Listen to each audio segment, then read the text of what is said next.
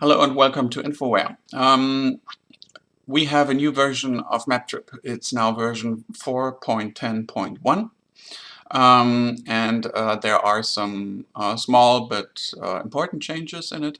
So we put MapTrip on a diet, so to speak. The first change is that the APK now is only 50 megabytes in size. Before it was 120 and growing from version to version. What we have done is we have removed the text-to-speech engine from the APK. It is now a separate APK. That has the advantage that if you are updating your MapTrip installations, you only have to update a package of 50 megabytes on each device. If you are doing that to a couple hundred devices, that is a huge, it goes a lot quicker, of course, obviously. Then number two is our MapTrip accesses the internet quite a lot to ask for fresh routes, traffic information, fuel prices, speed traps, stuff like that.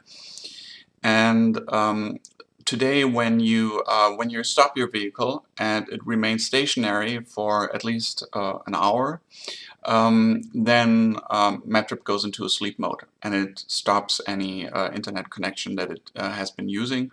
So the data consumption is reduced significantly, and that reduces the cost of operation of MapTrip.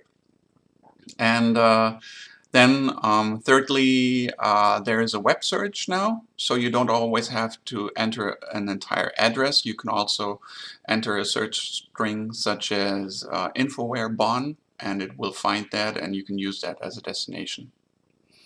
So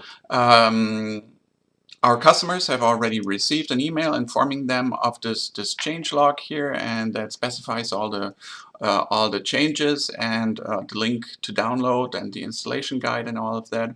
And if you're not a customer yet, you should definitely change that. So give us a call, send us an email, and we will provide you with a download link to download MapTrip and to try it out and to evaluate it. And I'm sure you'll love it.